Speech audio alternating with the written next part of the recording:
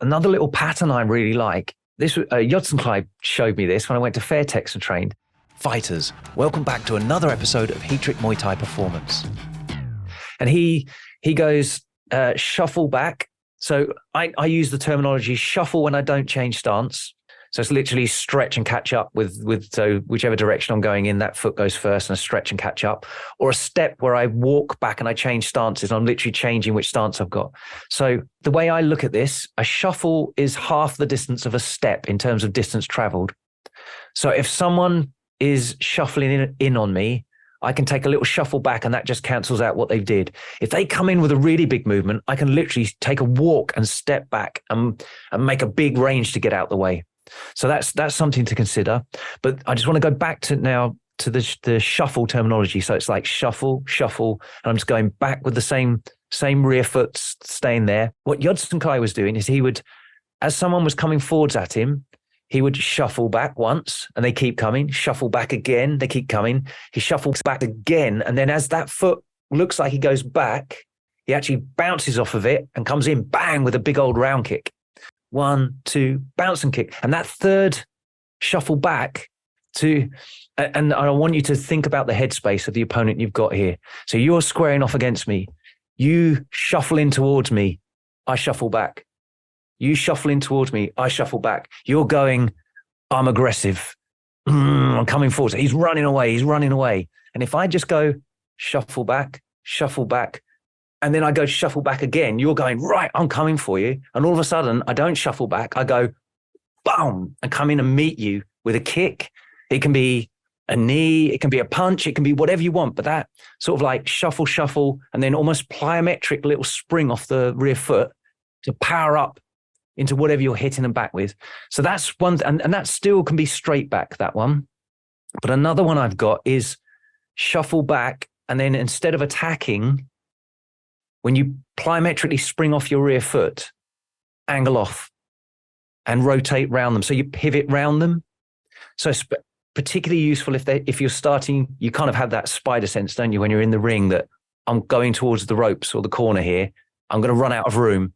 And you can just go step and just looks like you're going back and then plant the foot and angle off and then almost hit them with a hook or something as they come forwards to put them past you. And then they're against the ropes. That's kind of, if you're shuffling back, if someone's really coming fast and it's like a shuffle, they're still going to be on top of me.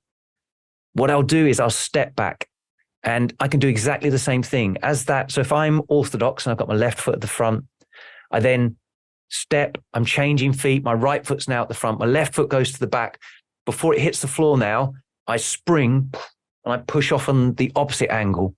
And as I do that, so I've actually got this little habit where I'll if I step like that, I step, boom. And as I angle off, I, boom, throw a hook or even just slap them around the back of the head, almost like a clinch and almost like a bullfighter, kind of like, ole, you went under my armpit, that kind of feeling. That's a really nice little way to just suddenly change your footwork, but it's also low energy cost because it's off of a shuffle and it's plyometric. And you'll see, people like Sanchai use it a lot. They're kind of using that little elastic bounce rather than being like a hard just push. It's literally like they step and they bounce off that foot. And if you've got a nice springy trained response in your calf and Achilles, the energy cost of that is so low. It's really nice if you can sort of find that, not letting the heels go down all the time. So those kind of things, making sure you don't back up too many times or as many times as you want to until you feel like you've run out of room, and then start using angles to cut off. And yeah, that works really well. And I find as you cut those angles off, throwing some sort of rotational technique that kind of batters them off to the opposite side, something simple like a long hook, that even if you don't mean it as a punch, just to kind of knock them off to the side is pretty useful.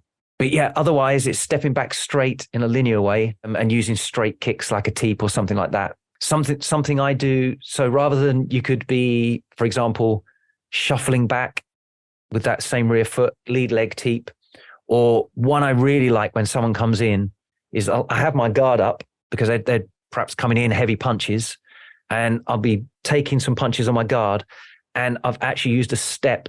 So I've changed stance. I step back, still got my guard up, And then what I can do then is my new lead leg becomes a really effective teep, because I've given myself loads of room for it.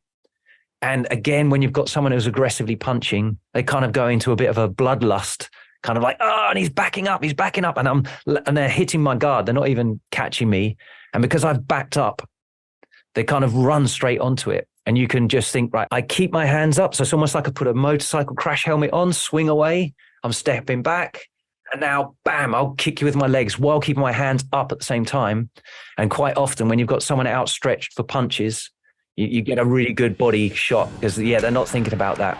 And also, they're kind of thinking you're passive when you're not. You're setting them up.